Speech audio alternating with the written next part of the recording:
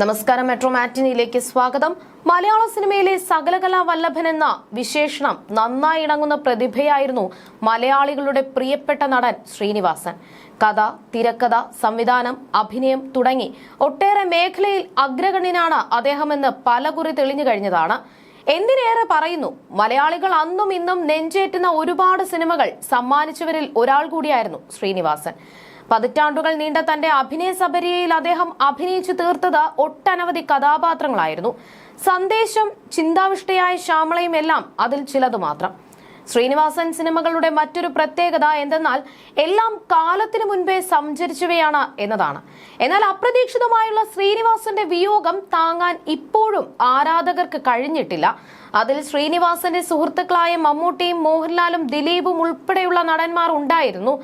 മലയാള സിനിമയിൽ എഴുത്തിലൂടെ വിപ്ലവം സൃഷ്ടിച്ച ശ്രീനിവാസന് അർഹിക്കുന്ന യാത്രയയപ്പാണ് സംസ്ഥാന സർക്കാരും സിനിമാ ലോകവും ചേർന്ന് നൽകിയത്. തമിഴ് സിനിമാ ലോകത്തു നിന്നും നടൻ ആദരാഞ്ജലികൾ അർപ്പിച്ചിരുന്നു. ശ്രീനിവാസന്റെ മരണവാർത്ത അറിഞ്ഞ സിനിമാ രംഗത്തെ നിരവധി പേർ നടന് ആദരാഞ്ജലി അർപ്പിച്ചിരുന്നു. എന്നാൽ ജയറാമിന്റെ അസാന്നിധ്യം വലിയ ചർച്ചയായി മാറിയിരുന്നു. ജയറാമിന്റെ കുടുംബത്തെ വരെ അധിക്ഷേപിച്ചാണ് പല പോസ്റ്റുകളും. ജയറാമിന്റെ കരിയറിൽ ഒരുപാട് നല്ല വേഷങ്ങൾ നൽകിയ എഴുത്തുകാരൻ കൂടെയാണ് ശ്രീനിവാസൻ. എന്നിട്ടും അദ്ദേഹത്തിന്റെ മരണാനന്തര ചടങ്ങുകളിൽ ജയറാം എത്തിയില്ല. ഒരു പോസ്റ്റ് പോലും പങ്കുവച്ചില്ല എന്നത് വലിയ വിമർശനങ്ങൾക്ക് വഴിയൊരുക്കിയിരുന്നു.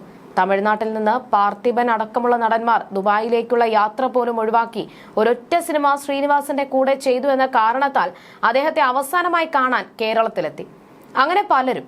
പക്ഷേ ശ്രീനിവാസന്റെ സിനിമകളിലൂടെ കരിയർ പടുത്തുയർത്തിയ ജയറാം ഒന്നു വന്നില്ല എന്ന് മാത്രമല്ല, സോഷ്യൽ മീഡിയയിൽ ഒരു പോസ്റ്റ് പോലും പങ്കുവച്ചിരുന്നില്ല. അതിന്റെ പേരിൽ ഒരുപാട് നെഗറ്റീവ് കമന്റുകൾ ജയറാമിന് നേരിടേണ്ടതായി വന്നിരുന്നു. അതേസമയം ശ്രീനിവാസനൊപ്പം നിരവധി ചിത്രങ്ങളിൽ നായികയായിട്ടുള്ള ഉർവശിയും എത്തിയിരുന്നില്ല. ഇപ്പോഴിതാ ഒരു മാധ്യമത്തിന് നൽകിയ അഭിമുഖത്തിൽ എന്തുകൊണ്ടാണ് താനും ജയറാമും ശ്രീനിവാസന്റെ സംസ്കാര ചടങ്ങിന് പോകാത്തത് എന്ന് വിശദീകരിക്കുകയാണ് ഉർവശി. ഉർവശിയുടെ വാക്കുകൾ ഇങ്ങനെയായിരുന്നു: ഞാനും ജയറാമും ശ്രീനിവാസന്റെ മരണത്തിന് പോകാത്തതിന് വ്യക്തമായ കാരണമുണ്ട്. ഞങ്ങൾ പാണ്ഡ്യരാജന്റെ പടത്തിൽ പെട്ടുപോയി. വല്ലാത്തൊരു സിറ്റുവേഷൻ ആയിരുന്നു അത്. വിട്ടിട്ട് പോന്നാൽ ആ പടം പകുതിക്ക് വെച്ച് നിന്നു പോകും. പകുതിക്ക് നിന്നു പോയാൽ വലിയ നഷ്ടത്തിലേക്ക് ആ പ്രൊഡ്യൂസറെയും സംവിധായകനെയും തള്ളിവിടേണ്ടി വരും. അങ്ങനത്തെ ഒരു അവസ്ഥയിലായിപ്പോയി ഇല്ലെങ്കിൽ ആദ്യം ഓടിയെത്തുന്ന ആളായിരിക്കും ഞാൻ. പിന്നെ അങ്ങനെ പ്രൂവ് ചെയ്യേണ്ട ആവശ്യം എനിക്കില്ല. അത് ശ്രീനിയേട്ടനും അറിയാം, ആ കുടുംബത്തിനും അറിയാം. ജയറാമിന് പോകാൻ പറ്റാത്തതിന്റെ കാരണം വ്യക്തമായി എനിക്കറിയാം. ഞങ്ങൾ രണ്ടുപേരും ആ സിനിമയിൽ പെട്ടുപോയതാണ്. അല്ലെങ്കിൽ ജയറാം വരാതിരിക്കുമോ? ധ്യാൻ ഒരുപാട് കളിയാക്കുന്ന ആളാണെങ്കിലും മനസ്സ് കുട്ടികളുടേതാണ്. ശ്രീനിയേട്ടന്റെ മരണത്തിൽ ഏറ്റവും കൂടുതൽ പൊട്ടിപ്പോയത് അവനാണ്. ഞാൻ കണ്ടതിൽ വെച്ച് ആത്മവിശ്വാസത്തിന്റെ പ്രതീകമാണ് ശ്രീനിവാസൻ. സിനിമയ്ക്ക് സൗന്ദര്യത്തിന്റെ ഒന്നും ആവശ്യമില്ല എന്ന് തെളിയിച്ച നടനാണ് അദ്ദേഹം. ജനങ്ങൾക്ക് ഇഷ്ടപ്പെടുന്ന സിനിമ എടുക്കുക എന്നത് വലിയ സംഭവമാണ്. ഓർമ്മയിൽ തങ്ങി നിൽക്കുന്ന കാര്യങ്ങളാണ് അദ്ദേഹം ചെയ്തിട്ടുള്ളതെന്നാണ് ഉർവശി പറഞ്ഞത്. അതേസമയം ഭരദ്വാജ് രംഗന്റെ അഭിമുഖത്തിൽ വന്നപ്പോൾ ശ്രീനിവാസന്റെ അന്ത്യകർമ്മങ്ങളിൽ പങ്കെടുക്കാത്തതിനെ കുറിച്ച് ആദ്യമായി ജയറാം പ്രതികരിച്ചിരുന്നു. തന്റെ കരിയറിൽ ഏറ്റവും മികച്ച കഥാപാത്രങ്ങൾ നൽകിയ എഴുത്തുകാരനാണ് ശ്രീനിവാസൻ എന്ന് പറഞ്ഞുകൊണ്ടാണ് അഭിമുഖത്തിൽ ജയറാം സംസാരിച്ചത്. അദ്ദേഹത്തിന്റെ അന്ത്യകർമ്മങ്ങളിൽ പങ്കെടുക്കാൻ എനിക്ക് കഴിഞ്ഞില്ല. അതിന് വലിയൊരു കാരണമുണ്ടെന്ന് മാത്രമാണ് ജയറാം പറഞ്ഞത്. ബാക്കി സംസാരിച്ചത് മകൻ കാളിദാസനാണ്.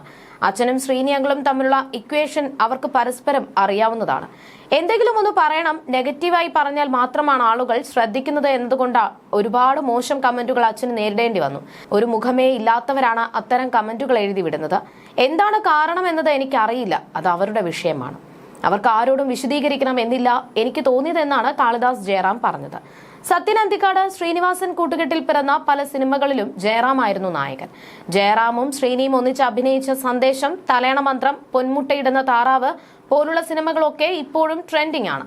കരിയറിലെ തന്റെ സുവർണകാലത്തെക്കുറിച്ച് ജയറാമും അഭിമുഖത്തിൽ സംസാരിച്ചിരുന്നു. പത്മരാജൻ സാർ എന്ന വലിയ സംവിധായകൻ എന്നെ സിനിമാ രംഗത്തേക്ക് കൊണ്ടുവന്നതിനാൽ പിന്നീട് എനിക്ക് തിരിഞ്ഞു നോക്കേണ്ടി വന്നിട്ടില്ല. കമൽ, സത്യൻ അന്തിക്കാട്, IV ശശി, സിബി മലയിൽ തുടങ്ങി പ്രധാന സംവിധായകരുടെ എല്ലാം സിനിമകൾ തുടരെ ചെയ്തു. 10-15 വർഷം അങ്ങനെ തന്നെ പോയി. 10 സിനിമകൾ ചെയ്താൽ അതിൽ 8 ഹിറ്റ്. മമ്മൂട്ടി, മോഹൻലാൽ എന്നീ 2 പ്രതിഭകൾ വടവൃക്ഷമായി നിൽക്കുമ്പോൾ അതിനിടയിൽ തമാശയുള്ള ചെറിയ കുടുംബ സിനിമകൾ ഞാനും ചെയ്തു. കൂടുതൽ സിനിമകളും എനിക്ക് തന്നത് സത്യൻ അന്തിക്കാടും പ്രഗത്ഭ എഴുത്തുകാരനായ ശ്രീനിവാസനുമാണ്. ഇത്രയും വർഷങ്ങൾക്കിപ്പുറം ആ സിനിമകൾ ഓർക്കപ്പെടുന്നെന്നും ജയറാം പറഞ്ഞു.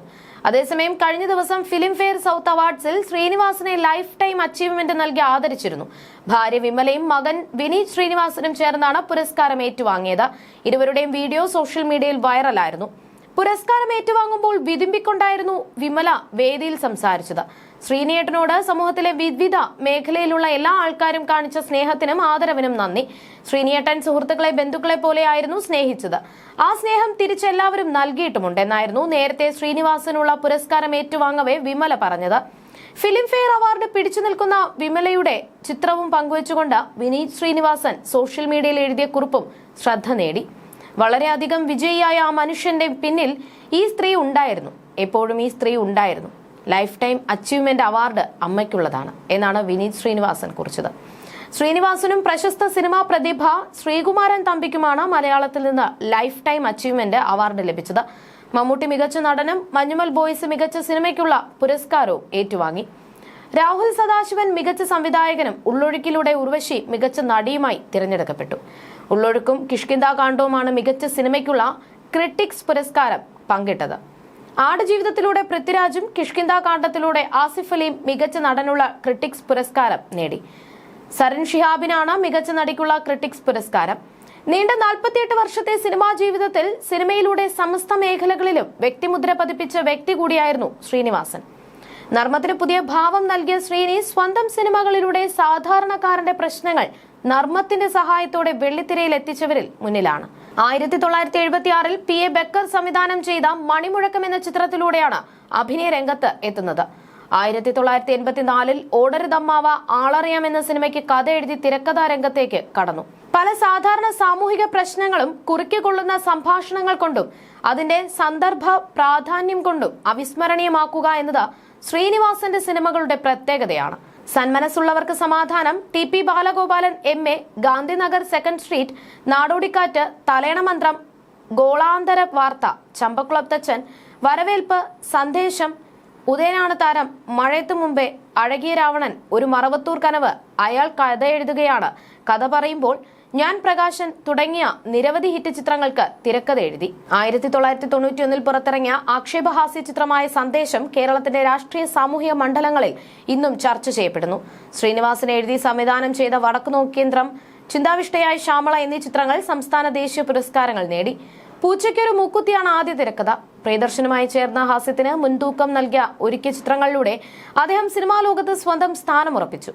നർമ്മത്തിൽ പൊതിഞ്ഞ രംഗങ്ങളിലൂടെ ജീവിത നൊമ്പരങ്ങൾ ആവിഷ്കരിച്ചവയാണ് ശ്രീനിവാസൻ സിനിമകൾ. You're watching me on metromatney.com. metromatney.com. Subscribe for more videos. Subscribe here for more videos. Subscribe now. Thank you.